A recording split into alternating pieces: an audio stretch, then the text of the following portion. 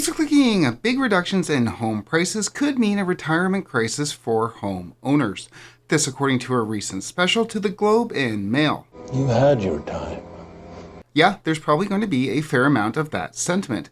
But the Globe and Mail special is hardly the only one of that type that we've seen over the past few weeks, with the Toronto Star noting the slow real estate market means Toronto seniors won't be downsizing, Financial Post noting risks to seniors planning to downsize to pay for their retirement, and Money.ca warning of seniors retiring with mortgages. And I mean, like a lot of these articles over the past few weeks, seniors retiring in debt, more Canadians relying on their home to fund their retirement, relying on property to fund retirement is a risky strategy. Which was weird. One or two articles, interesting, then 5 or 6, at least 6 articles over the past few weeks, all focused on retirees and the housing market. And then I saw this one coming from Real Estate magazine. Downsizing isn't a given. And then I realized Canada's self-made sales professionals need a bailout as sales and prices continue to lag all across the country. And they're using their puppets in the media to scare retirees, the largest voting bloc in Canada, to get one. You're in my world now, Grandma. But the apparent coordinated attempt to get that bloc to support a bailout highlights the political nature of a drop in house prices. This isn't all just about economics. This is politics. Who gets what and how much? So what I want to do today is go over the Globe's article on the Sophie's choice being faced by policymakers, go over the political ramifications, and then discuss why these articles could be a prelude to a real estate bailout, or attempted one at the very least. What do you have to say for yourself? I do have a new studio put together, and yes, the picture up there is of Fed Chair Jerome Powell and Bank of Canada Governor Tiff Macklem playing poker with some dogs. I am hoping to add a bit more to the background over the next few weeks, but during that time we will obviously continue to track Canada's real estate market on this channel. Make sure you click like and subscribe if you want to get those updates, but for now, let's get into these seniors.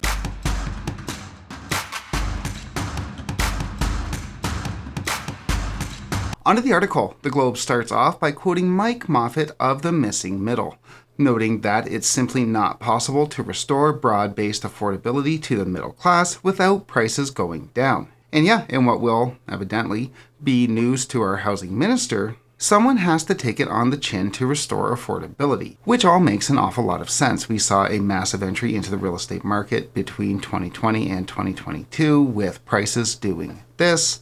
If prices fall to 2019 levels of affordability, as CMHC is hoping for, then all of these people will lose a substantial amount of equity. And that's not even to mention the perceived losses of a great big bunch of paper equity that was apparently gained over these past few years. Losses by those who were hoping to retire in the not-so-distant future, all of which were told by the government, industry, and media that those gains were completely normal and sustainable. Ever feel like we're just surrounded by snake oil salesmen? Obviously, I'm just kidding. Snake oil salesmen don't need the central bank to print the money.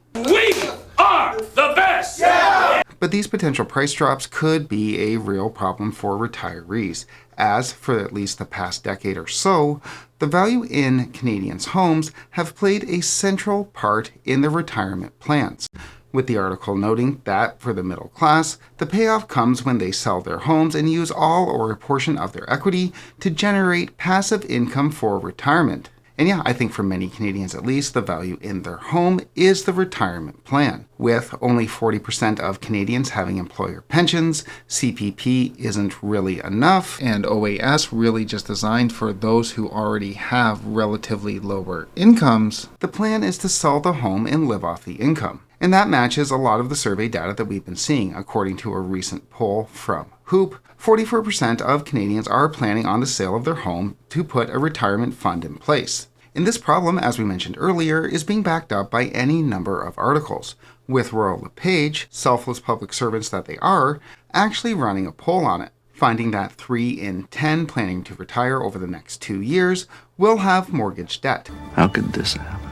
And yeah, that debt is more of a problem with falling prices, as noted by Diane Petramala, a researcher at Toronto Metropolitan University. Retirees can now extract a lot less value from their home. Now, I do think it's worth briefly mentioning that these polls, like the ones run by Royal LePage, which sparked a lot of these media articles, cost about $20,000. I actually looked into the price of one about a year back when I was criticizing the media for never, ever, ever running a poll asking whether or not interest rates or home prices were the reasons that Canadians were staying out of the market. As we know, as it turns out, a year later, with rates now about 1% lower, it was in fact the prices. How was I supposed to know? Regardless though, we have a real estate company spending X amount of dollars, definitely not cheap to my chagrin, to run a poll propagated throughout the media, noting that these price declines will be a very, very big problem for Canada's largest voting bloc. And that tells me that the real estate industry is looking for a bailout,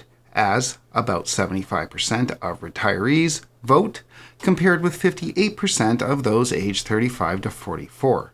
The median age of a first-time homebuyer is 40. Everything is fine. And those two groups have very different, diverging, yet 100% connected problems. There is an affordability crisis for the latter and a retirement crisis for the former, in what the Globe and Mail says is a Sophie's choice for policymakers. Policymakers can either let prices fall, let the markets do their thing, which could very well restore affordability to 2019 levels, back when the benchmark price of a home was about $150,000 less than it is right now. Speaking of which, on those levels, back when real estate prices were at those levels, we also saw articles noting that prices weren't going to enable seniors to retire. I am once again asking for your financial support. Regardless though, the other choice for policymakers is to bail out the housing market, prop up prices, saving the retirement for the senior vote. I want that for you, and that's real. And given who votes, I think there's going to be a real draw, a real incentive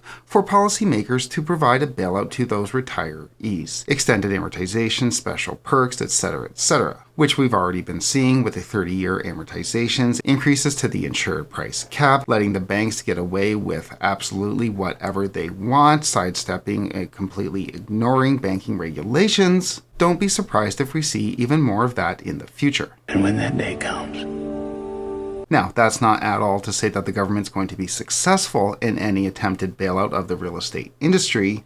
Very few in the US government wanted to see their real estate industry tank in 07 and 08 either. If history tells us anything, economic fundamentals will always 100% of the time eventually win out. The only unknown is the time that it takes. But what that is to say is don't be surprised if the government tries, if we see more and more loosening of these restrictions as the months and the next few years go on. With that said, how all of this plays out remains to be seen. We are eagerly awaiting the release of June's real estate data coming out from the local boards any day now, and we'll obviously have an update out on that data on this channel.